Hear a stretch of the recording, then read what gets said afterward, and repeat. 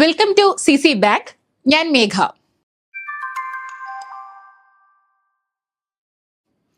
ഇന്ന് നമ്മൾ ഡിസ്കസ് ചെയ്യുന്നത് 1059/2025 എന്ന് പറയുന്ന എക്സാമിന്റെ ലോന്റെ പാർട്ടിലുള്ള ക്വസ്റ്റ്യൻസ് ആണ്. 1959/2025 CSEB-യുടെ ഇപ്പൊ കഴിഞ്ഞ ഈ എക്സാമിന് ലോന്റെ ഭാഗത്ത് നിന്ന് ചോദിച്ചിട്ടുള്ള കുറച്ച് ചോദ്യങ്ങളും അതുമായി ബന്ധപ്പെട്ട് വരുന്ന കുറച്ച് എക്സ്പ്ലനേഷനും കാര്യങ്ങളൊക്കെയാണ് നമ്മൾ ഇന്ന് ഡിസ്കസ് ചെയ്യുന്നത്. അപ്പോൾ ആദ്യം തന്നെ ചോദിക്കട്ടെ, നിങ്ങൾക്ക് എങ്ങനെ ഉണ്ടായിരുന്നു ലോ എന്ന് പറയുന്ന വിഷയം? താഴെ കമന്റ് ചെയ്യാം കേട്ടോ. അപ്പോൾ ലോനെ സംബന്ധിച്ച് പ്രധാനമായിട്ടും മാറ്റം വന്നിട്ടുണ്ടോ എന്ന് ചോദിച്ചു കഴിഞ്ഞാൽ ഒരുപാട് കാതലായ മാറ്റമൊന്നും വന്നിട്ടില്ല. എന്നാൽ CSEB-യുടെ എക്സാമിന്റെ പാറ്റേൺ കുറച്ചും കൂടി ഒരു ഹയർ ലെവലിലോട്ട് മാറിയിട്ടുണ്ട് എന്നുള്ളത് ഒരു യാഥാർത്ഥ്യം തന്നെയാണ്. അപ്പോൾ നമ്മുടെ പഠനവും അതിനനുസരിച്ച് ക്രമീകരിച്ചാൽ മാത്രമാണ് CSEB-ക്ക് നമ്മൾ ഉദ്ദേശിക്കുന്ന രീതിയിൽ നല്ലൊരു റാങ്ക് വാങ്ങി ജോലിയിലേക്ക് പ്രവേശിക്കാനായിട്ട് സാധിക്കുകയുള്ളൂ. കോപ്പറേറ്റീവ് ലോനെ സംബന്ധിച്ച് പറയുകയാണെന്നുണ്ടെങ്കിൽ PYQs ഒരുപാട് വരാറുള്ള ഒരു മേഖല എന്ന് പറയുന്നത് ലോയാണ്. ഇപ്രാവശ്യവും PYQs പ്രീവിയസ് ഇയർ ക്വസ്റ്റ്യൻസ് വന്നിട്ടുണ്ടായിരുന്നു. അതുപോലെ സെക്ഷനും റൂളുമായി ബന്ധപ്പെട്ടുകൊണ്ട് ഡയറക്റ്റ് ആയിട്ട് നമുക്ക് കിട്ടുന്ന 3-4 ചോദ്യങ്ങൾ കൃത്യമായിട്ട് ഡയറക്റ്റ് ആയിട്ടുള്ള ചോദ്യങ്ങൾ ഉണ്ടായിരുന്നു. പിന്നെ അമെൻമെന്റുമായി ബന്ധപ്പെട്ട് 2 ക്വസ്റ്റ്യൻസ് വന്നിട്ടുണ്ടായിരുന്നു. കൂടാതെ വളരെ അനലിറ്റിക്കൽ ലെവലിലുള്ള, അതായത് ഇൻഡെപ്ത് ആയിട്ട് കൃത്യമായിട്ട് ഉള്ളിൽ നിന്ന് തന്നെ സെക്ഷന്റെയും റൂളിന്റെയും ഉള്ളിലുള്ള കാര്യങ്ങൾ കൃത്യമായി പഠിച്ചാൽ മാത്രം, മനസ്സിലാക്കിയാൽ മാത്രം ഉത്തരം എഴുതാൻ പറ്റുന്ന അനലിറ്റിക്കൽ ടൈപ്പ് ഓഫ് ക്വസ്റ്റ്യൻസും ലോയിൽ കടന്നു വന്നു എന്നുള്ളതാണ് കോപ്പറേറ്റീവ് ലോവിനെ സംബന്ധിച്ചിട്ടുള്ള പ്രധാനപ്പെട്ട ഒരു മാറ്റം എന്ന് പറയുന്നത്. അപ്പൊ നിങ്ങൾ ഇനി പഠനത്തിൽ ശ്രദ്ധിക്കേണ്ട കാര്യം, ലോ പഠിക്കുന്ന സമയത്ത് സെക്ഷനും റൂളും മാത്രമായിട്ട് പഠിച്ചു പോകരുത്. ടെക്സ്റ്റ് എടുത്ത്, നിങ്ങളുടെ കയ്യിലുള്ള ടെക്സ്റ്റ് ഏതാണോ കോപ്പറേറ്റീവ് ലോവിന്റെ ആ ബെയർ ആക്ട് ഉണ്ടല്ലോ, ബെയർ ആക്ട് എടുത്ത് കൃത്യമായിട്ട് ഓരോ സെക്ഷനും റൂളും പഠിക്കുമ്പോൾ അതിൻ്റെ ഉള്ളിലുള്ള കാര്യങ്ങളും കൂടി കൃത്യമായി മനസ്സിലാക്കി പഠിച്ചു പോവുക എന്നുള്ളത് വളരെ പ്രധാനപ്പെട്ടതാണ് കേട്ടോ. അപ്പൊ നമുക്ക് ചോദ്യങ്ങളിലേക്ക് പോയാലോ. If a society is working on loss, it shall be reviewed in the meeting of.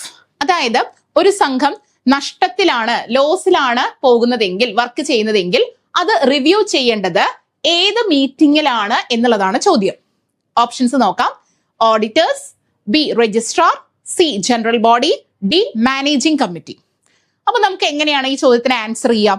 നമുക്കതിൽ എലിമിനേറ്റ് ചെയ്യാൻ പറ്റുന്നൊക്കെ ആദ്യം എലിമിനേറ്റ് ചെയ്ത് കളയാം അല്ലെ. റിവ്യൂ ചെയ്യേണ്ടത് ഏത് മീറ്റിംഗിലാണ്? ഒരു സംഘം ലോസിലാണെങ്കിൽ എന്തായാലും ഓഡിറ്റേഴ്സ് ആയിരിക്കില്ലേ അത് റിവ്യൂ ചെയ്യേണ്ടത് അല്ലെ. ഇനി രജിസ്ട്രാർ ആയിരിക്കോ? സാധ്യതയില്ല, രജിസ്ട്രാർ അല്ലല്ലോ അത് റിവ്യൂ ചെയ്യേണ്ടത് അല്ലെ. അപ്പോ സംഘവുമായി ഡയറക്റ്റ് ആയിട്ട് ബന്ധപ്പെട്ട ആളുകളായിരിക്കും അത് റിവ്യൂ ചെയ്യേണ്ടി വരിക. ഇനി ജനറൽ ബോഡി, മാനേജിംഗ് കമ്മിറ്റി, ഇതായിരിക്കും നിങ്ങൾക്ക് ഒരു കൺഫ്യൂഷൻ വരാൻ സാധ്യതയുള്ളത്. അപ്പൊ ഇതിൽ എന്താ ആൻസർ വരിക? ജനറൽ ബോഡിയിലാണ്. അതായത് നമുക്കറിയാം ആനുവൽ ജനറൽ ബോഡി നടക്കുന്നുണ്ടല്ലോ, സെക്ഷൻ 29 സബ്സെക്ഷൻ CAല് ആനുവൽ ജനറൽ ബോഡിയുടെ സെക്ഷൻ 29 സബ്സെക്ഷൻ CAല് കൃത്യമായിട്ട് പറയുന്നുണ്ട് ആനുവൽ ജനറൽ ബോഡിയിലാണ് എന്ത് ചെയ്യേണ്ടത്? ഒരു സംഘം നഷ്ടത്തിലാണെങ്കിൽ അതിന്റെ റിവ്യൂ കാര്യങ്ങളൊക്കെ എടുക്കേണ്ടത് ജനറൽ ബോഡിയിലാണ്, ആനുവൽ ജനറൽ ബോഡിയിലാണ് എന്ന് കൃത്യമായിട്ട് പറയുന്നുണ്ട്. അപ്പോൾ സെക്ഷൻ 29 സബ്സെക്ഷൻ CAലാണ് ഈ ഒരു കാര്യം പറഞ്ഞിട്ടുള്ളത്. ജനറൽ ബോഡി എന്നുള്ളതാണ് ഉത്തരം. ഓക്കെ അല്ലേ? യെസ്. അപ്പൊ ഈ ഒരു ചോദ്യത്തെ സംബന്ധിച്ച് പറയുകയാണെന്നുണ്ടെങ്കിൽ ഈ 2 ഓപ്ഷൻ നിങ്ങൾക്ക് എലിമിനേറ്റ് ചെയ്യാൻ പറ്റും. ബാക്കി 2 ഓപ്ഷനിലാണ് കൺഫ്യൂഷൻ ഉണ്ടാവുക. ഇനി കൺഫ്യൂഷൻ വേണ്ട. ലോസിനെ സംബന്ധിച്ച കാര്യങ്ങളെല്ലാം നമുക്കറിയാം, ആനുവൽ ജനറൽ ബോഡിയിൽ ഒരുപാട് കാര്യങ്ങളെ കുറിച്ചിട്ട് ചർച്ചയും കാര്യങ്ങളൊക്കെ നടക്കുന്നുണ്ട് അല്ലെ. അപ്പൊ ആ ഭാഗം കൃത്യമായിട്ട് പഠിക്കുക. എല്ലാ ടൈപ്പ് ഓഫ് ജനറൽ ബോഡിയും ഇമ്പോർട്ടന്റ് ആണ് കേട്ടോ. കാരണം സ്പെഷ്യൽ ജനറൽ ബോഡിയിൽ നിന്ന് ക്വസ്റ്റ്യൻ വന്നിട്ടുണ്ട്. സോ വളരെ ഇമ്പോർട്ടന്റ് ആയിട്ടുള്ള ഭാഗമാണ് ജനറൽ ബോഡീസ് എന്നുള്ളത്. അടുത്ത ചോദ്യം, the registrar or any person authorized by him in this behalf may summon a meeting of the committee of the society as per. Okay, ഇപ്പൊ രജിസ്ട്രാറോ അല്ലെങ്കിൽ രജിസ്ട്രാർ ഓതറൈസ് ചെയ്യുന്ന ഏതെങ്കിലും വ്യക്തിയോ എന്ത് ചെയ്യണം? Summon a meeting. ഒരു മീറ്റിംഗ് സമ്മൺ ചെയ്യാൻ എന്ന് പറഞ്ഞാൽ എന്താണ്? വിളിച്ചു ചേർക്കാൻ സാധിക്കും അല്ലെ. അതിന്റെ സെക്ഷൻ എത്രയാണ് എന്നുള്ളതാണ് ചോദ്യം. അപ്പൊ ഇതിൽ നമുക്കറിയാം 28 എന്തായാലും അല്ല, റൂൾ 34A അല്ല. പിന്നെയും സംശയം വരാൻ സാധ്യത ഇത് രണ്ടും തമ്മിലാണ് ഒരുപാട് പേർക്ക് കൺഫ്യൂഷൻ വന്നിട്ടുള്ളത്. കാരണം ഇത് രണ്ടിലും ഒരുപാട് സിമിലർ ആയിട്ടുള്ള കാര്യങ്ങളാണ് പറയുന്നത്. അപ്പോ സെക്ഷൻ 30 സബ്സെക്ഷൻ 4ലാണ് പറയുന്നത് രജിസ്ട്രാർക്കോ അല്ലെങ്കിൽ രജിസ്ട്രാർ ഓതറൈസ് ചെയ്യുന്ന വ്യക്തിക്കോ സ്പെഷ്യൽ ജനറൽ ബോഡി വിളിച്ചു ചേർക്കാം, സമ്മൺ ചെയ്യാം അല്ലെ. സ്പെഷ്യൽ ജനറൽ ബോഡിയെ കുറിച്ചാണ് ഇവിടെ മെൻഷൻ ചെയ്യുന്നത്. സ്പെഷ്യൽ ജനറൽ ബോഡി വിളിച്ചു ചേർക്കാം, സമ്മൺ ചെയ്യാം എന്ന് പറയുന്നത് സെക്ഷൻ 30 സബ്സെക്ഷൻ 4 എന്നാൽ സെക്ഷൻ 29 സബ്സെക്ഷൻ 2 എന്താ പറയുന്നത്? ഈ സ്പെഷ്യൽ ജനറൽ ബോഡിയില് പാർട്ടിസിപ്പേറ്റ് ചെയ്യാൻ, അല്ലെ, അതിൽ പങ്കെടുക്കാൻ ആർക്ക് സാധിക്കും? ഈ പറഞ്ഞ പോലെ രജിസ്ട്രാർ അധികാരപ്പെടുത്തുന്ന ആൾക്കോ DCAക്കോ ഒക്കെ സാധിക്കും എന്ന് പറയുന്നതാണ് സെക്ഷൻ 29 സബ്സെക്ഷൻ 2. കണ്ടോ? അപ്പോൾ ഡയറക്റ്റ് ആയിട്ട് സെക്ഷൻ 29 എന്താ 30 എന്താ എന്നുള്ളതിനേക്കാൾ ഉപരിയായിട്ട് അതിന്റെ ഉള്ളിൽ പറയുന്ന സബ്സെക്ഷൻസ് അടക്കം കൃത്യമായിട്ട് മനസ്സിലാക്കി പോയാൽ മാത്രമേ ഇത്തരത്തിലുള്ള ചോദ്യങ്ങൾ കൺഫ്യൂഷൻ ഇല്ലാതെ തന്നെ ആൻസർ ചെയ്യാനായിട്ട് സാധിക്കുള്ളൂ. Next question. യെസ്, സോ ഇത് സെക്ഷൻ 30 സ്പെഷ്യൽ ജനറൽ ബോഡിയെ കുറിച്ചിട്ടാണ്. ഇതിൽ കണ്ടോ, ഈ ഭാഗത്താണ് പറയുന്നത്, 4ാമത്തെ പോയിന്റിലാണ് പറയുന്നത്, the registrar or any person authorized by him in this behalf may at any time summon a meeting of the committee of the society and that meeting shall be deemed to be a meeting called in accordance with the bylaws of the society and shall have the power to transact all business which can be transacted at a meeting of the committee under the bylaws of the society. അതായത് section 30 subsection 4 കൃത്യമായിട്ട് പറയുന്നു, രജിസ്ട്രാറോ അല്ലെങ്കിൽ registrar authorise ചെയ്യുന്ന ഏതെങ്കിലും ഒരു വ്യക്തിക്കോ any time, ഏത് സമയത്ത് വേണമെങ്കിലും, അല്ലെ, സ്പെഷ്യൽ ജനറൽ ബോഡി സമ്മൺ ചെയ്യാം, വിളിച്ചു ചേർക്കാം എന്ന് പറയുന്നു. അപ്പൊ ഇതാണ് കേട്ടോ, നിങ്ങൾ കൃത്യമായിട്ട് നോക്കുക, 30 subsection 4. Next question. Dash shall direct the society to maintain such and such books from time to time. അല്ലെ, സൊസൈറ്റിക്ക് ഡയറക്ഷൻസ് കൊടുക്കേണ്ടത് ആരാണ്? ഏതൊക്കെ ബുക്ക്, അല്ലെ, കാലാകാലങ്ങളിൽ ഏതെല്ലാം ബുക്കുകളും ഡോക്യുമെന്റ്സ് ഒക്കെ കീപ്പ് ചെയ്യണം, സൂക്ഷിക്കണം ഒരു സംഘം എന്നുള്ളത് ആരാണ് നിർദ്ദേശം കൊടുക്കേണ്ടത്? Options: registrar, auditor, DCA, managing committee. അപ്പോ ആരായിരിക്കും? യെസ്, രജിസ്ട്രാർ ആണ്. ഇത് വളരെ എളുപ്പമായിട്ടുള്ള ക്വസ്റ്റ്യൻ ആണ്, കാരണം ഇത് പ്രീവിയസ് ആയിട്ട് ഒരുപാട് പ്രാവശ്യം ചോദിച്ചിട്ടുള്ളതാണ്. എനിക്കറിയാം നിങ്ങൾ എല്ലാവരും തന്നെ ഇതെന്താണ് കറക്റ്റ് ആക്കിയിട്ടുണ്ടാവും, അല്ലെ? രജിസ്ട്രാർ ആണ്. നമുക്കറിയാം rule 29 books and accounts to be maintained by a cooperative society. Rule 29 ഏതൊക്കെ ബുക്കുകളും കാര്യങ്ങളും എന്താ പറയാ സൊസൈറ്റി സൂക്ഷിക്കണം, മെയിൻറ്റെയിൻ ചെയ്യണം എന്ന് കൃത്യമായിട്ട് പറയുന്നുണ്ട്. അവിടെ പറയുന്നുണ്ട് രജിസ്ട്രാർ ആണ് ഫ്രം ടൈം ടു ടൈം എന്ത് കൊടുക്കേണ്ടത്, ഏതൊക്കെ ബുക്കുകളും ഡോക്യുമെന്റ്സും കീപ്പ് ചെയ്യണം എന്നുള്ള ഒരു നിർദ്ദേശം കൊടുക്കേണ്ടത്. സോ ഉത്തരം എന്താണ്? രജിസ്ട്രാർ. ഇത് ഡയറക്റ്റ് ക്വസ്റ്റ്യൻ ആണ്, വളരെ എളുപ്പത്തിൽ ആൻസർ കിട്ടുന്ന ഒരു ചോദ്യമാണ്. Next question. If a committee willfully disobeys the lawful orders of the registrar, that may be a reason for. അപ്പോ എന്താണ്? കമ്മിറ്റി willfully വേണമെന്ന് വിചാരിച്ച, അല്ലെ, willfully disobeys the lawful orders of the registrar. Registrar പുറപ്പെടുവിക്കുന്ന നിയമപരമായിട്ടുള്ള ഉത്തരവുകളെ വേണമെന്ന് വെച്ചിട്ട് കമ്മിറ്റി എന്ത് ചെയ്യാണ്? അനുസരിക്കാതിരിക്കുകയാണെങ്കിൽ അത് എന്തിനുള്ള കാരണമാവും എന്നുള്ളതാണ് ചോദ്യം. ചോദ്യം കൃത്യമായിട്ട് വായിച്ച് മനസ്സിലാക്കണം. ഓപ്ഷൻസ് നോക്കൂ. A supersession, B surcharge, C inquiry, D inspection. എന്താണ്? യെസ്, ഇതും വളരെ ഡയറക്റ്റ് ക്വസ്റ്റ്യൻ ആണ്, കാരണം സെക്ഷൻ 32 സൂപ്പർ സെഷൻ, അല്ലെ, സൂപ്പർ സെഷന് കാരണമായേക്കാവുന്ന ഒരുപാട് കാരണങ്ങൾ സൂപ്പർ സെഷന് പറയുന്നുണ്ട്. അപ്പോ സൂപ്പർ സെഷന് കാരണമായേക്കാവുന്ന ഒരു കാരണമാണ് if the committee wilfully disobeys the lawful orders of the registrar എന്ന് പറയുന്നത്. മനസ്സിലായോ? അപ്പൊ എന്താ ഉത്തരം? Supersession. ഇതും എന്താണ്? വളരെ എളുപ്പമുള്ള ചോദ്യമല്ലേ? സെക്ഷൻ 32 പഠിക്കാതെ ആരും CSEBയുടെ എക്സാമിന് പോകുമെന്ന് എനിക്ക് തോന്നുന്നില്ല. നമ്മൾ ഒരുപാട് പ്രാവശ്യം ക്ലാസ്സിലൊക്കെ പറഞ്ഞിട്ടുള്ള കാര്യമാണ്. സൂപ്പർ സെഷന്റെ ആണ് കേട്ടോ, സൂപ്പർ സെഷൻ ആണ് ഉത്തരം. ഇനി ഈ ഒരു ക്വസ്റ്റ്യൻ നോക്കാം. Among the board of directors of the Kerala State Cooperative Bank, dash board members shall be elected by Class A members of the Kerala State Cooperative Bank. അപ്പൊ ചോദിച്ചിട്ടുള്ളത് കേരള സ്റ്റേറ്റ് കോപ്പറേറ്റീവ് ബാങ്ക് അഥവാ കേരള ബാങ്കിന്റെ board of ഡയറക്ടേഴ്സിനെ സംബന്ധിക്കുന്ന question ആണ്. അതില് elect ചെയ്യപ്പെടുന്ന class A മെമ്പേഴ്സിന്റെ എണ്ണം എത്രയാണ് എന്നാണ് ചോദിച്ചിട്ടുള്ളത്. ഇലക്ട് ചെയ്യപ്പെട്ട ക്ലാസ് എ മെമ്പേഴ്സിന്റെ എണ്ണം. ഇത് ചിലപ്പോ എനിക്ക് തോന്നുന്നു കുറെ പേരൊക്കെ വളരെ കൺഫ്യൂസിങ് ആണ് എന്ന് പറഞ്ഞ ഒരു ചോദ്യമാണ്. ചിലർക്കൊക്കെ കറക്കി കുത്തിയ ഒരു ചോദ്യം കൂടിയാണ് ഇതെന്ന് പറയുന്നത്. അപ്പൊ ഇത് കുറച്ചും കൂടി നന്നായിട്ട് കൃത്യമായിട്ട് പഠിക്കുന്നവർക്ക് മാത്രം ആൻസർ ചെയ്യാൻ പറ്റുന്ന ഒരു ക്വസ്റ്റ്യൻ ആണ്. അപ്പോ 21 ആണോ? അല്ല, 21 എന്ന് പറയുന്ന total board of members, Kerala ബാങ്കിന്റെ ടോട്ടൽ ബോർഡ് ഓഫ് മെമ്പേഴ്സിന്റെ എണ്ണാണ് 21. 11 അല്ല 13 അല്ല എന്ന് നിങ്ങൾക്ക് ഏകദേശം അറിയുന്നുണ്ടാവും. ഈ 21 15 തമ്മിലായിരിക്കും കൺഫ്യൂഷൻ വന്നിട്ടുണ്ടാവുക. ഉത്തരം 15 ആണ്. നമുക്ക് നോക്കാം അതെങ്ങനെയാണ് വരുന്നത്. ബോർഡ് ഓഫ് ഡയറക്ടേഴ്സ് നോക്കുക. നമുക്കറിയാം കേരള ബാങ്കിനെ സംബന്ധിച്ച് അഥവാ കേരള സ്റ്റേറ്റ് കോപ്പറേറ്റീവ് ബാങ്കിനെ സംബന്ധിച്ച് ജനറൽ ബോഡി എന്ന് പറയുന്നതാണ് supreme authority. Okay, The management of the bank is vested in the board of directors, subject to the general control of the general body. അപ്പൊ ജനറൽ ബോഡിക്ക് വിധേയപ്പെട്ടുകൊണ്ട് ബോർഡ് ഓഫ് ഡയറക്ടേഴ്സ് ആണ് എന്ത് ചെയ്യുന്നത്? കേരള ബാങ്കിന്റെ മാനേജ്മെന്റ് കൈകാര്യം ചെയ്യുന്നത്. There is also A board of management for the bank, അല്ലെ? Board of management എന്ന് പറഞ്ഞ ബാങ്കിനുണ്ട്. കേരള ബാങ്കിൽ ദർ ആർ 1506 പ്രൈമറി കോപ്പറേറ്റീവ് ബാങ്കുകളും 51 അർബൻ കോപ്പറേറ്റീവ് ബാങ്കുകളും ഒക്കെ മെമ്പേഴ്സ് ആയിട്ടുണ്ട്. ഇത് കേരള ബാങ്കിന്റെ ഒഫീഷ്യൽ വെബ്സൈറ്റിൽ നിന്നും എടുത്തിട്ടുള്ള ഡാറ്റയാണ് കേട്ടോ. കേരള ബാങ്കിന്റെ ഒഫീഷ്യൽ വെബ്സൈറ്റ് എടുത്തു കഴിഞ്ഞാൽ നിങ്ങൾക്ക് അതിൽ മാനേജ്മെന്റ് എന്ന് പറയുന്ന ഒരു ഭാഗം കാണാം. അതിൽ ക്ലിക്ക് ചെയ്ത് കഴിഞ്ഞാൽ നിങ്ങൾക്ക് ഈ കാര്യങ്ങൾ കൃത്യമായിട്ട് കിട്ടും. എപ്പോഴും ഇത്തരത്തിലുള്ള ഡാറ്റാസ് എടുക്കുന്ന സമയത്ത് ഒഫീഷ്യൽ വെബ്സൈറ്റിൽ നിന്ന് മാത്രം എടുക്കുക. Okay, yes. സോ ഇന്ന് ഞാനിത് പറയുന്ന സമയത്ത് ടോട്ടൽ മെമ്പേഴ്സിന്റെ എണ്ണം 1557 ആണ് കൊടുത്തിട്ടുള്ളത് കേട്ടോ. അതിൽ മാറ്റങ്ങൾ വരാം. നിങ്ങൾ അതൊന്നും അടുത്ത എക്സാമിന് പോകുമ്പോൾ അതൊന്ന് അപ്ഡേറ്റ് ചെയ്തിട്ട് വേണം പോകാനായിട്ട്. ഇനി ജനറൽ ബോഡിയിൽ ആരൊക്കെ ഉണ്ടാവും? Delegates of the A class members. കണ്ടോ? അപ്പൊ ജനറൽ ബോഡിയിൽ ഉൾപ്പെട്ടിട്ടുള്ള ഒന്നാമത്തെ ആൾക്കാർ എന്ന് പറയുന്നത് എ ക്ലാസ് മെമ്പേഴ്സ് ആണ്. Delegates of A class members. A class members എവിടുന്നൊക്കെയുള്ള ആൾക്കാരായിരിക്കും? പാക്സിലെയും അതുപോലെ തന്നെ അർബൻ കോപ്പറേറ്റീവ് ബാങ്കിലെയും ആളുകളായിരിക്കും. നോക്കൂ, പാക്സിലെയും അർബൻ കോപ്പറേറ്റീവ് ബാങ്കിലെയും. പിന്നെ എക്സ് ഒഫീഷ്യോ ഡയറക്ടേഴ്സ് ഉണ്ടായിരിക്കും. പിന്നെ directors nominated by the government. ഗവൺമെന്റിന്റെ നോമിനീസ് ഉണ്ടായിരിക്കും. മനസ്സിലായോ? ഇത്രയും പേര് എന്തിലുണ്ടായിരിക്കും? മാനേജ്മെന്റിൽ ഉണ്ടായിരിക്കും. അപ്പോൾ എ ക്ലാസ് മെമ്പേഴ്സ് എവിടുന്നാ വരുന്നതെന്ന് അറിയാം? പാക്സ് എന്നും അർബൻ കോപ്പറേറ്റീവ് ബാങ്ക് എന്നും ആണ്. ബോർഡ് ഓഫ് ഡയറക്ടേഴ്സ് നോക്കുകയാണെങ്കിൽ പ്രസിഡന്റ് ഉണ്ട്, വൈസ് പ്രസിഡന്റ് ഉണ്ട്, പിന്നെ 19 ഡയറക്ടേഴ്സ് ഉണ്ട്. അപ്പൊ മൊത്തം എത്ര പേരുണ്ട് കേരള ബാങ്കിന്റെ ബോർഡ് ഓഫ് ഡയറക്ടേഴ്സിൽ? ബോർഡ് ഓഫ് ഡയറക്ടേഴ്സിൽ 19 പ്ലസ് 2 21 ആളുകളുണ്ട്, അല്ലെ? ഇപ്പൊ ചോദ്യത്തില് നമുക്ക് തന്ന ചോദ്യത്തിൽ ചോദിച്ചിട്ടുള്ളത് എ ക്ലാസ് അംഗങ്ങളുടെ എണ്ണാണ് ചോദിച്ചിട്ടുള്ളത്, അല്ലെ? ഇലക്ട് ചെയ്യപ്പെട്ട എ ക്ലാസ് അംഗങ്ങളുടെ എണ്ണം. പക്ഷെ അതിൽ 21 എന്നൊരു ഓപ്ഷൻ ഉണ്ടായിരുന്നു. അത് ഇവിടുന്നാണ് വന്നത്. പ്രസിഡന്റ്, വൈസ് പ്രസിഡന്റ് ഉൾപ്പെടെ 19 ഡയറക്ടേഴ്സ് ഉൾപ്പെടെ 21 മെമ്പേഴ്സ് ആണ് കേരള ബാങ്കിന്റെ ഡയറക്ടർ ബോർഡിൽ നിലവിലുള്ളത്.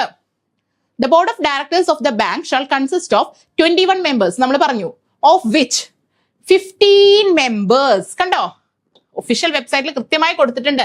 15 മെമ്പേഴ്സ് എന്തായിരിക്കും? Elected by the A class members of the bank. കണ്ടോ? 15 മെമ്പേഴ്സ്. ഇതാണ് നമ്മുടെ ചോദ്യമായിട്ട് വന്നത്. 15 members elected by the A class members of the bank. ബാങ്കിന്റെ എ ക്ലാസ് അംഗങ്ങളിൽ നിന്നും തെരഞ്ഞെടുക്കപ്പെട്ട, ഇലക്ട് ചെയ്യപ്പെട്ട 15 പേരുണ്ട്.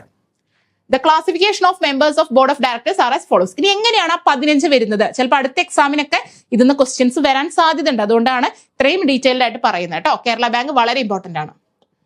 14 മെമ്പേഴ്സ്, 14 പേര് എവിടുന്നായിരിക്കും? പാക്സ് എന്നായിരിക്കും. അതായത് A class members of the bank, അല്ലെ? പാക്സിലെ ഡെലിഗേറ്റ്സ് ആയിട്ടുള്ള എ ക്ലാസ് മെമ്പേഴ്സ് ആയിരിക്കും.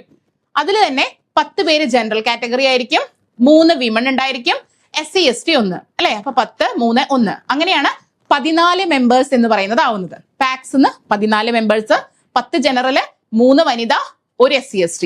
ഓക്കെ, അതിന്റെ ഡീറ്റെയിൽ ആണ് ഇവിടെ പറഞ്ഞിട്ടുള്ളത്. ഇനി നോക്കൂ, ഒരു മെമ്പർ എവിടുന്നാ? അർബൻ കോപ്പറേറ്റീവ് ബാങ്ക് എന്നാണ്, അല്ലെ? എ ക്ലാസ് മെമ്പർഷിപ്പ് ഉള്ള ആളായിരിക്കണം. അർബൻ കോപ്പറേറ്റീവ് ബാങ്കിനെ റെപ്രസെന്റ് ചെയ്തുകൊണ്ട് എ ക്ലാസ് മെമ്പേഴ്സിൽ നിന്നും ഒരാളാണ് ഉണ്ടാവുക. അങ്ങനെയാണ് 14 + 1 15 എന്നുള്ള ഉത്തരം വരുന്നത്. മനസ്സിലായോ? ഇപ്പൊ പാക്സ് 14 പേര്. അതിന്റെ കാറ്റഗറൈസേഷൻ നമ്മൾ പറഞ്ഞു. ജനറൽ 10, വനിത 3, SC ST 1. Then urban cooperative ബാങ്കിൽ നിന്നും ഒരാള്. ടോട്ടൽ 15 പേര്. ഓക്കെ, ഇനി ഇത് കൂടാതെ കുറച്ച് കാര്യങ്ങളും കൂടി അറിയാം. 2 ഇൻഡിപെൻഡന്റ് പ്രൊഫഷണൽ ഡയറക്ടേഴ്സ്. നമ്മൾ പറഞ്ഞു ഗവൺമെന്റിന്റെ നോമിനീസ് ഉണ്ടായിരിക്കും, അല്ലെ? യെസ്, അവരുടെ കാര്യം പറഞ്ഞു. പിന്നെ 4 എക്സ് ഒഫീഷ്യോ മെമ്പേഴ്സ് ഉണ്ടായിരിക്കും. ആ എക്സ് ഒഫീഷ്യോ മെമ്പേഴ്സ് ആരൊക്കെയാണ്? 1 കോപ്പറേറ്റീവ് ഡിപ്പാർട്ട്മെന്റിന്റെ സെക്രട്ടറി, 2 RCS അഥവാ registrar of cooperative societies, 3 chief general manager NABARD regional office Kerala, നബാർഡിന്റെ റീജിയണൽ ഓഫീസിലെ ചീഫ് ജനറൽ മാനേജർ. പിന്നെ ആരാണ്? MD Kerala state cooperative bank limited, Kerala ബാങ്കിന്റെ MD. അപ്പൊ ഇത്രയും 4 പേരാണ് എക്സ് ഒഫീഷ്യോ മെമ്പേഴ്സ്. ചിലപ്പോൾ അടുത്ത എക്സാമിന് ചോദിക്കാൻ സാധ്യത ഉള്ളതാണ്. ഈ പറയുന്നതിൽ ആരൊക്കെയാണ് എക്സ് ഒഫീഷ്യോ മെമ്പേഴ്സ് ആയത്, അല്ലാത്തത് എന്നൊക്കെ ചോദിക്കാൻ ചാൻസ് ഉണ്ട്. അതുകൊണ്ട് ഇത് പ്രത്യേകം നോട്ട് ചെയ്ത് വെക്കുക കേട്ടോ. സെക്രട്ടറി ഓഫ് കോപ്പറേറ്റീവ് ഡിപ്പാർട്ട്മെന്റ്, പിന്നെ RCS അഥവാ രജിസ്ട്രാർ ഓഫ് നമ്മുടെ കോപ്പറേറ്റീവ് സൊസൈറ്റീസ്, നബാർഡിന്റെ chief general manager of Kerala region, then MD of Kerala bank. ഇനി apart from 21 members, 1 member who shall be invited by the director board to represent the non-credit societies for a period of 1 year on rotation basis from among the APEC apex cooperative federations of the state. അതായത് ഇത് കൂടാതെ 21 അംഗങ്ങൾ കൂടാതെ ഒരാൾ കൂടി ഉണ്ടായിരിക്കും. അത് director board invite ചെയ്തു വരുന്ന ഒരു ഇൻവൈറ്റി എന്നാണ് ആ ഒരു ടേം കേട്ടോ. ഇൻവൈറ്റി എന്നാണ് അങ്ങനെ ഒരാൾക്ക് വിളിക്കുക. ഇയാള് 21 ആളിൽ ഉൾപ്പെടില്ല. 21+ ആയിട്ട് നിൽക്കുന്ന ആളാണ് ഇൻവൈറ്റി എന്ന് പറയുന്നത്. ആളുടെ പ്രത്യേകത എന്താണ്? നോൺ ക്രെഡിറ്റ് സംഘങ്ങളെയാണ് റെപ്രസെന്റ് ചെയ്യുന്നത്. നോൺ ക്രെഡിറ്റ് സംഘങ്ങളെയാണ് ആള് റെപ്രസെന്റ് ചെയ്യുന്നത്. ആളുടെ കാലാവധി 1 ഇയർ ആയിരിക്കും. കാലാവധി 1 ഇയർ ആയിരിക്കും. പിന്നെ എപ്പെക്സ് കോപ്പറേറ്റീവ് ഫെഡറേഷനിൽ നിന്നും, അതായത് റൊട്ടേഷൻ ബേസിസിൽ എന്ന് പറഞ്ഞാൽ നമുക്കറിയാലോ ഒരുപാട് എപ്പെക്സ് സംഘങ്ങൾ കോപ്പറേറ്റീവ് മേഖലയിലുണ്ട്. അപ്പോൾ ഓരോ എപ്പെക്സ് സംഘത്തിൽ നിന്നും ഓരോ ടേൺ അനുസരിച്ച് അല്ലെ, റൊട്ടേഷൻ അനുസരിച്ച് ഒരു വർഷം കഴിയുമ്പോൾ അങ്ങനെ ഓരോ എപ്പെക്സ് സംഘം മാറിക്കൊണ്ടിരിക്കും. അവരാണ് ഇൻവൈറ്റി എന്ന് പറയുന്നത്. ഇവര് ഈ 21 ബോർഡ് ഓഫ് മെമ്പേഴ്സിൽ ഉൾപ്പെടുന്നില്ല. മറ്റൊരു കാര്യം കൂടി പറയുന്നുണ്ട്. Such invitee shall not have, അവർക്ക് എന്തിനുള്ള അധികാരം ഉണ്ടാവില്ല? വോട്ടിംഗ് റൈറ്റ് ഉണ്ടാവില്ല. നോമിനീസിന് എന്തുണ്ടാവില്ല? വോട്ടിംഗ് റൈറ്റ് ഉണ്ടായിരിക്കില്ല. അതുപോലെ തന്നെ government may nominate 2 members as per section 31 of KCS act. ഗവൺമെന്റിനെ വേണമെങ്കിൽ 2 മെമ്പേഴ്സിനെ സെക്ഷൻ 31 പ്രകാരം നോമിനേറ്റ് ചെയ്യാനും അധികാരമുണ്ട്. അപ്പൊ ഇത് ഒരുപാട് പോസിബിൾ ആയിട്ടുള്ള ഇനി അടുത്ത എക്സാമിനൊക്കെ ചോദ്യങ്ങൾ വരാൻ സാധ്യതയുള്ള ഒരു മേഖലയാണ് കേരള ബാങ്കിന്റെ ബോർഡ് ഓഫ് ഡയറക്ടേഴ്സിനെ സംബന്ധിക്കുന്ന, മാനേജ്മെന്റിനെ സംബന്ധിക്കുന്ന ക്വസ്റ്റ്യൻ. ഓക്കെ, അപ്പൊ അതിന്റെ ഒരു സൂചനയായിട്ടാണ് ഇപ്രാവശ്യം നമുക്ക് അങ്ങനെ ഒരു ക്വസ്റ്റ്യൻ വന്നിട്ടുള്ളത്. സോ അതുകൊണ്ട് ഈ ഒരു ഭാഗം നിങ്ങൾ ഡീറ്റെയിൽഡ് ആയിട്ട് തന്നെ പഠിക്കുക. അടുത്ത ചോദ്യം നോക്കാം. The details of newly elected committee shall be sent to the registrar, financing bank and circle cooperative union by the dash of the society within a week of their taking charge. അതായത് പുതുതായി elect ചെയ്യപ്പെട്ട കമ്മിറ്റിയുടെ details രജിസ്ട്രാർക്കും circle cooperative യൂണിയനിലേക്കും അതുപോലെ financing ബാങ്കിലേക്കൊക്കെ ഇവര് charge എടുത്ത് അല്ലെ, അവര് charge എടുത്ത് ഒരാഴ്ചയുടെ അയച്ചു കൊടുക്കേണ്ടത് ആരുടെ ഉത്തരവാദിത്തമാണ് എന്നുള്ളതാണ് ചോദ്യം. ഓപ്ഷൻസ് നോക്കൂ. Secretary, president, presiding officer, returning officer. ആരായിരിക്കും? നിങ്ങൾക്ക് പ്രിസൈഡിംഗ് ഓഫീസറും റിട്ടേണിംഗ് ഓഫീസറും ആവില്ല എന്നുള്ള കാര്യത്തിൽ ഏകദേശം ഐഡിയ ഉണ്ടാവും അല്ലെ. കാരണം കൃത്യമായിട്ട് ഇലക്ഷനെ കുറിച്ച് പഠിക്കുമ്പോൾ നമ്മൾ ആ റൂളിൽ കൃത്യമായി പഠിച്ചിട്ടുള്ളതാണ് ഇവരുടെ ചുമതലകളും കാര്യങ്ങളൊക്കെ. അതിലെവിടെയും ഈ ഒരു ചുമതലയെ കുറിച്ച് പറയുന്നില്ല. അതുകൊണ്ട് ഇത് രണ്ടും ആവില്ല എന്ന് നിങ്ങൾക്ക് അറിയാം. ഇനി സെക്രട്ടറി ആണോ പ്രസിഡന്റ് ആണോ? ഇതിന്റെ ഉത്തരം എഴുതണമെന്നുണ്ടെങ്കിൽ കൃത്യമായിട്ട് പോയിന്റ് അറിഞ്ഞാൽ മാത്രമേ എഴുതാൻ പറ്റുള്ളൂ. കുറേ പേര് തെറ്റിച്ചിട്ടുള്ള ഒരു ചോദ്യമാണിത്. കുറെ പേര് പോയിട്ട് സെക്രട്ടറി എന്ന് എഴുതി വെച്ചിട്ടുണ്ട്. പക്ഷെ തെറ്റാണ്. ഉത്തരം എന്താണ്? പ്രസിഡന്റ് ആണ്. പ്രസിഡന്റ് ആണ് ശരിയായ ഉത്തരം. നമുക്ക് നോക്കാം. റൂൾ 38 പറയുന്നത്. ഈ ഒരു കാര്യം പറയുന്നത് എവിടെയാണ്? Rule 38. Constitution of committee resignation and removal from membership എന്ന് പറയുന്ന ഭാഗത്ത് റൂൾ 38 പറയുന്നു, കമ്മിറ്റി ചാർജ് എടുത്തു കഴിഞ്ഞു കഴിഞ്ഞാൽ അത് അറിയിക്കേണ്ടത് സർക്കിൾ കോപ്പറേറ്റീവ് യൂണിയനെയും അതുപോലെ തന്നെ രജിസ്ട്രാറേയും എല്ലാവരെയും അറിയിക്കേണ്ട ഉത്തരവാദിത്തം ആർക്കാണ്? പ്രസിഡന്റിനാണ് എന്ന് പറയുന്നു. കണ്ടോ, ഇത് വളരെ എന്താണ് ഉള്ളുന്നുള്ളൊരു ക്വസ്റ്റ്യൻ ആണ്. കൃത്യമായിട്ട് ടെക്സ്റ്റ് ബുക്ക് അല്ലെങ്കിൽ ബെയർ ആക്ട് പഠിച്ചാൽ മാത്രമാണ് ഇത്തരത്തിലുള്ള ചോദ്യങ്ങൾ ആൻസർ ചെയ്യാനായിട്ട് സാധിക്കുള്ളൂ. അടുത്ത ക്വസ്റ്റ്യൻ വളരെ ഡയറക്റ്റ് ആയിട്ടുള്ള ചോദ്യമാണ്. ഒരുവിധം എല്ലാവരും ആൻസർ ചെയ്തിട്ടുള്ള ഒരു ക്വസ്റ്റ്യനും കൂടിയാണിത്. Rule 181 of KCS rules refer to. First one, disciplinary action. B, levy of audit fees. Application for enforcement of charge. Power to exempt from rules. അല്ലെ, നിങ്ങൾ എല്ലാവരും ആൻസർ ചെയ്തിട്ടുള്ള ക്വസ്റ്റ്യൻ ആണ്. എന്താണ്? ഡി ആണ്. Power to exempt from rules എന്നുള്ളതാണ്. അപ്പൊ disciplinary action എന്താണ്?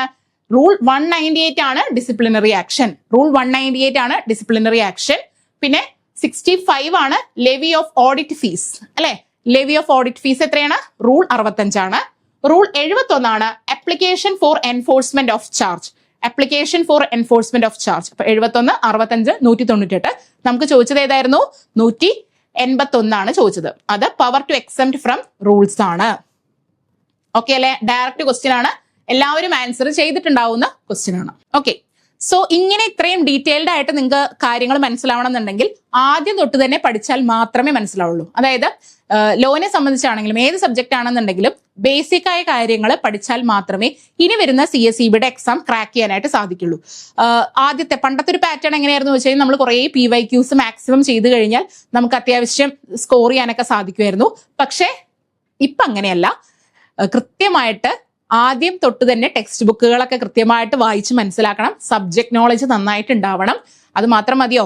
ഇംഗ്ലീഷും മാത്സും ജി കെ. പ്രാവശ്യം ഇംഗ്ലീഷൊക്കെ കുറെ പേര് ബുദ്ധിമുട്ടാന്ന് പറഞ്ഞു. കാരണം ഇംഗ്ലീഷിന്റെ ലെവല് സാധാരണ ചോദിക്കുന്ന പാറ്റേണിന് വ്യത്യാസമായിട്ട് തന്നെയാണ് ചോദിച്ചിട്ടുള്ളത്. അപ്പൊ ഇതൊക്കെ മനസ്സിലാവണമെങ്കിൽ, ഇത് പഠിക്കണമെങ്കിൽ അത്യാവശ്യം സമയം വേണം അല്ലെ? നമുക്ക് 2 ആഴ്ച കൊണ്ടോ 1 മാസം കൊണ്ടൊന്നും ഇത് പഠിച്ചെത്തില്ല എന്നുള്ളതൊരു യാഥാർത്ഥ്യമാണ്. അപ്പൊ അത്തരത്തിലുള്ള കൃത്യമായിട്ട് ഡീറ്റെയിൽഡ് ആയിട്ട് എല്ലാ കാര്യങ്ങളും പഠിച്ചെത്താനായിട്ടാണ് നമ്മൾ ബിഗിനേഴ്സ് ബാച്ച് തുടങ്ങുന്നത്. ഇപ്പൊ ബിഗിനേഴ്സ് ബാച്ചിൽ എല്ലാ വിഷയങ്ങളും ഏറ്റവും ബേസിക് ആയിട്ടുള്ളത്, നിങ്ങളൊരു തുടക്കക്കാരനാണെങ്കിൽ നിങ്ങൾക്ക് ഏറ്റവും ആപ്റ്റ് ആയിട്ടുള്ള ഒരു ബാച്ച് കൂടിയാണിത്.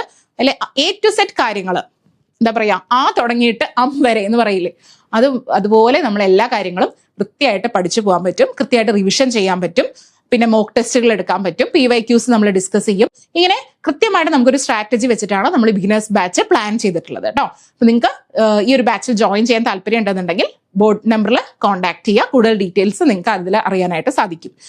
ഇനി നമുക്ക് അടുത്ത ചോദ്യത്തിലേക്ക് പോവാം. If a society accepting deposits does not enroll to the deposit guarantee scheme, the registrar shall register in that society from accepting deposit. Any violation of such order shall liable to a fine of rupees. അതായത് deposit guarantee സ്കീമിനെ കുറിച്ചാണ് പറയുന്നത്. എന്താണ് deposit guarantee scheme? Deposit guarantee സ്കീമിൽ അല്ലെ, അതായത് നമുക്കറിയാം deposit guarantee scheme എന്ന് പറയുന്നത് സൊസൈറ്റീസ്, ഏതൊക്കെ സൊസൈറ്റീസ് ആണോ ഡെപ്പോസിറ്റ് ആക്സെപ്റ്റ് ചെയ്യുന്നത് അവരെല്ലാവരും ഡെപ്പോസിറ്റ് ഗ്യാരണ്ടി സ്കീമിന്റെ ഭാഗമായിരിക്കണം അല്ലെ. ഇനി അത്തരത്തിലുള്ള സൊസൈറ്റി രജിസ്റ്റർ ചെയ്തിട്ടില്ലെങ്കിൽ എന്ത് ചെയ്യണം? രജിസ്ട്രാറിന്റെ ഉത്തരവിന് എന്തെങ്കിലും വയലേഷൻ സംഭവിച്ചു കഴിഞ്ഞാൽ അവർ എത്ര രൂപ പിഴയായിട്ട് അടക്കേണ്ടി വരും എന്നുള്ളതാണ് ചോദ്യം. എന്താ ഉത്തരം? ഇതിൽ കൺഫ്യൂഷൻ വരാൻ സാധ്യതയില്ല. ഇതൊക്കെ ഡയറക്റ്റ് ക്വസ്റ്റ്യൻ ആണ്. എന്താ വരിക? റിപ്പീറ്റഡ് ആണ്, PYQ ആണ്, 5000 രൂപയാണ്. ഇതൊക്കെ PYQ ആണ് കേട്ടോ. പ്രീവിയസ് ഇയർ ആയിട്ട് ചോദിച്ചിട്ടുള്ള, ഒരുപാട് പ്രാവശ്യം ചോദിച്ചിട്ടുള്ളതാണ്. ഇത് എപ്പോഴും ചോദിക്കാറുള്ളത് സൊസൈറ്റി എത്ര രൂപ അടയ്ക്കണം, അല്ലെങ്കിൽ ഒരു ഇൻഡിവിജ്വൽ മെമ്പർ എത്ര രൂപ അടയ്ക്കണം എന്നൊക്കെ മാറി മാറി ചോദിക്കാറുണ്ട്. അപ്പോൾ കൃത്യമായിട്ട് അത് മനസ്സിലാക്കി വെക്കുക. 5000 രൂപയാണ് അത്തരത്തിൽ സൊസൈറ്റി അടയ്ക്കേണ്ട തുക എന്ന് പറയുന്നത്. അപ്പൊ ഇത് 57B നമുക്കറിയാം ഡെപ്പോസിറ്റ് ഗ്യാരണ്ടി സ്കീമാണ്. ഡെപ്പോസിറ്റ് ഗ്യാരണ്ടി സ്കീമിലാണ് ഈ കാര്യം മെൻഷൻ ചെയ്യുന്നത്. ഓക്കെ, ആ സ്കീമിനെ കുറിച്ചുള്ള ഡീറ്റെയിൽസ് ആണ് കൃത്യമായിട്ട് അത് പറയുന്നത്. എല്ലാവരും അതിൽ അംഗത്വം എടുക്കണം എന്നുള്ള കാര്യങ്ങളൊക്കെ ഇവിടെ പറയുന്നു. പിന്നെ യെസ്, പ്രൊവൈഡഡ് ദാറ്റ് വയലേറ്റ്, കണ്ടോ ഇവിടെയാണ് സം ഓഫ് ₹5,000. ഇത് വയലേറ്റ് ചെയ്യുന്നവര് 5000 രൂപ അടയ്ക്കണം പെനാൽറ്റി ആയിട്ട് എന്ന് പറയുന്നത്. ഇനി അങ്ങനെ അടച്ചിട്ടില്ല എന്നുണ്ടെങ്കിൽ എന്ത് സംഭവിക്കും? Account in the financing bank of the society, കണ്ടോ 1,000 for every day shall be levied after the first day during which the violation continues. അതായത് 5000 രൂപ അടയ്ക്കാൻ പറഞ്ഞിട്ട് അടച്ചിട്ടില്ല, പിന്നെയും വയലേഷൻ തുടർന്നുകൊണ്ടിരിക്കുന്ന പക്ഷം പിന്നെ ഏർപ്പെടുത്തുന്ന പെനാൽറ്റി എന്ന് പറയുന്നത് ഒരു ദിവസത്തിന് 1000 രൂപ എന്നുള്ള കണക്കിലായിരിക്കും. ഒരു ദിവസത്തിന് 1000 രൂപ എന്നുള്ള കണക്കിൽ പിന്നെയും പെനാൽറ്റി ചുമത്താനായിട്ട് രജിസ്ട്രാർക്ക് സാധിക്കും. അപ്പൊ നമ്മുടെ ക്വസ്റ്റ്യൻ ഇവിടുന്നാണ് ചോദിച്ചത്. 5,000 rupees ആണ് ഫസ്റ്റത്തെ വരുന്ന പെനാൽറ്റി എന്ന് പറയുന്നത്. പക്ഷെ പിന്നീട് വരുമ്പോൾ പെനാൽറ്റിയുടെ എമൗണ്ട് എത്രയാണ്? Per day 1000 rupees. ഓക്കെ അല്ലേ? ഡെപ്പോസിറ്റ് ഗ്യാരണ്ടി സ്കീം ഇമ്പോർട്ടന്റ് ആണ്. ഡെപ്പോസിറ്റ് ഗ്യാരണ്ടി സ്കീം എന്ന് എപ്പോഴും ചോദ്യങ്ങൾ വരുന്നതാണ്. എല്ലാ പ്രാവശ്യവും ഒരു ചോദ്യങ്ങളിൽ ഡെപ്പോസിറ്റ് ഗ്യാരണ്ടി സ്കീം വരാറുണ്ട്. നിങ്ങൾ PYQs എടുത്ത് പരിശീലിച്ചിട്ടുള്ള ആളുകളാണെങ്കിൽ ഈ ചോദ്യമൊക്കെ സുഖമായിട്ട് ആൻസർ ചെയ്യാനായിട്ട് സാധിക്കും. Next, the dash shall give loans to non members also. ചോദ്യം എന്താണ്? ലോൺസ് നോൺ മെമ്പേഴ്സിനും കൊടുക്കാവുന്നത് ആർക്കാണ്? ഇതും PYQ ആണ്. ഇതൊക്കെ പ്രീവിയസ് ഇയർ ക്വസ്റ്റ്യൻ ആണ് കേട്ടോ. പ്രത്യേകിച്ച് JCI, കേരള ബാങ്ക് തുടങ്ങിയിട്ടുള്ള പരീക്ഷകളൊക്കെ എഴുതിയിട്ടുള്ള ആളാണ് നിങ്ങളെങ്കിൽ നിങ്ങൾക്ക് കമ്പാരിറ്റീവ്ലി ഈ ഒരു പേപ്പർ, CSEBയുടെ ഈ ഒരു പേപ്പർ മറ്റുള്ള ഉദ്യോഗാർത്ഥികളെക്കാളും കുറച്ചും കൂടി എളുപ്പമാവാൻ സാധ്യതയുണ്ട്. കാരണം കുറെ ചോദ്യങ്ങളൊക്കെ PSC ചോദിച്ചിട്ടുള്ള വിവിധ കോപ്പറേറ്റീവ് റിലേറ്റഡ് ആയിട്ടുള്ള എക്സാമിനൊക്കെ വന്നിട്ടുള്ളതാണ്. സോ ഇങ്ങനെ ഇതും വന്നിട്ടുള്ളതാണ്. എനിക്ക് തോന്നുന്നു കേരള ബാങ്കിലാണോ JCIക്ക് ആണോ എന്ന് എനിക്ക് കറക്റ്റ് ഓർമ്മയില്ല, പക്ഷെ വന്നിട്ടുള്ള ക്വസ്റ്റ്യൻ ആണ് കേട്ടോ. യെസ്, സോ ആർക്കാണ് നോൺ മെമ്പേഴ്സിനും ലോൺ കൊടുക്കാൻ സാധിക്കുക? അർബൻ കോപ്പറേറ്റീവ് ബാങ്കിന് പറ്റുമോ? ഇല്ല. റൂറൽ കോപ്പറേറ്റീവ് ബാങ്കുകൾ ഇല്ല. എന്തിനേ പറ്റുള്ളൂ? കേരള ബാങ്കിന് മാത്രമേ പറ്റുള്ളൂ. ഇത് കൃത്യമായിട്ട് പറയുന്നത് എവിടെയാണ്? Section 59 restrictions on loans. Section 59 restrictions on ലോൺസില് ഫസ്റ്റ് പോയിന്റിൽ തന്നെ ഈ ഒരു കാര്യം പറയുന്നുണ്ട്. അതായത് കേരള ബാങ്കിന് എക്സംഷൻ കൊടുത്തിട്ടുണ്ട്. കേരള ബാങ്കിന് നോൺ മെമ്പേഴ്സിനും എന്ത് കൊടുക്കാം? ലോൺ കൊടുക്കാം. നേരെ മറിച്ച് നമ്മുടെ ഒരു മറ്റ് കോപ്പറേറ്റീവ് സൊസൈറ്റിയിലൊക്കെ അവിടുത്തെ ഒരു അംഗമായാൽ മാത്രമേ ലോൺ ഫെസിലിറ്റീസ് ഒക്കെ അവെയിൽ ചെയ്യാനായിട്ട് സാധിക്കുള്ളൂ. പക്ഷെ കേരള ബാങ്കിന് എന്തില്ല? അങ്ങനെ ഒരു പ്രൊവിഷൻ ഇല്ല. മനസ്സിലായോ? അപ്പൊ അത് സെക്ഷൻ 59 റെസ്ട്രിക്ഷൻ ഓൺ ലോൺസ് എന്ന് പറയുന്ന ഭാഗത്താണ് ഇത് പറഞ്ഞിട്ടുള്ളത്. PYQ ആണ്. അടുത്തത്, the audit of an industrial cooperative society shall be done by. ഇതും വളരെ ബേസിക് ആയിട്ടുള്ള ഒരു ക്വസ്റ്റ്യൻ ആണ് കേട്ടോ. വളരെ ബേസിക് ആണ്. ഓഡിറ്റിന്റെ ഭാഗത്തുള്ള ബേസിക് ക്വസ്റ്റ്യൻ ആണ്. Director of cooperative audit auditors of industries department, auditing firm, local fund audit. ആരാണ് ഇൻഡസ്ട്രിയൽ കോപ്പറേറ്റീവ് സൊസൈറ്റിയുടെ ഓഡിറ്റ് നടത്തുക? ഒരു സംശയവും വേണ്ട. ഇൻഡസ്ട്രിയൽ കോപ്പറേറ്റീവ് സൊസൈറ്റി ആയിക്കോട്ടെ, മറ്റ് ക്രെഡിറ്റ് സൊസൈറ്റീസ് ആയിക്കോട്ടെ, ഏത് സൊസൈറ്റി ആണെങ്കിലും അവിടുത്തെ ഓഡിറ്റ് നടത്തുന്നത് DCA ആണ്. ഓക്കെ, DCA അംഗീകരിച്ച പാനലിൽ നിന്നുള്ള ആളുകളാണ് ഈ ഓഡിറ്റ് നടപ്പിലാക്കുന്നത്. ലോക്കൽ ഫണ്ട് ഓഡിറ്റ് ഒന്നും ഇവിടെ ഒന്നും ചെയ്യാനില്ല അല്ലെ? അതൊക്കെ PSC വഴി കയറുന്നവരാണ് ലോക്കൽ ഫണ്ട് ഓഡിറ്റ് ഒക്കെ ചെയ്യുന്നത്. ഓക്കെ, അത് സർക്കാരിന്റെ മറ്റ് സംവിധാനങ്ങളിൽ നടത്തുന്നതാണ്. ഓഡിറ്റിംഗ് ഫേം അല്ല. പിന്നെ ഇൻഡസ്ട്രീസ് ഡിപ്പാർട്ട്മെന്റിന് അങ്ങനെ പ്രത്യേകിച്ച് ഓഡിറ്റേഴ്സ് ഒന്നും അല്ല ഇത് ചെയ്യുന്നത്. ഇൻഡസ്ട്രിയൽ കോപ്പറേറ്റീവ് സൊസൈറ്റിയുടെ ഓഡിറ്റ് കണ്ടക്ട് ചെയ്യുന്നത് DCA തന്നെയാണ്. ഓക്കെ അല്ലേ? സോ എന്താണ്, ഇപ്പൊ നമ്മൾ അത്യാവശ്യം ക്വസ്റ്റ്യൻസ് ഡിസ്കസ് ചെയ്തു. ബാക്കി ക്വസ്റ്റ്യൻസ് നമുക്ക് അടുത്ത ക്ലാസ്സിൽ ഡിസ്കസ് ചെയ്യാം. അപ്പൊ വളരെ ഡീറ്റെയിൽഡ് ആയിട്ടാണ് ഞാൻ പറഞ്ഞു തന്നിട്ടുള്ളത്, എവിടുന്നാണ് ചോദ്യങ്ങൾ വന്നിട്ടുള്ളത്, എങ്ങനെ പഠിച്ചാലാണ് ഇനി വരുന്ന CSE എക്സാമിന് നമുക്ക് ലോന്റെ ഭാഗത്ത് നിന്ന് മാക്സിമം മാർക്ക് സ്കോർ ചെയ്യാൻ പറ്റുക എന്നുള്ള ഒരു ഐഡിയ നിങ്ങൾക്ക് ഇതിൽ നിന്നും കിട്ടിയിട്ടുണ്ടാവും എന്നുള്ളത് വ്യക്തമാണ്. സോ നന്നായിട്ട് പഠിക്കുക, ഇൻഡെപ്ത് ആയിട്ട് കാര്യങ്ങൾ മനസ്സിലാക്കുക. ബേസ് തൊട്ട് പഠിച്ചാൽ മാത്രമാണ് ഇനി വരുന്ന പരീക്ഷകൾ ക്രാക്ക് ചെയ്യാനായിട്ട് സാധിക്കുള്ളൂ. So all the best. Thank you.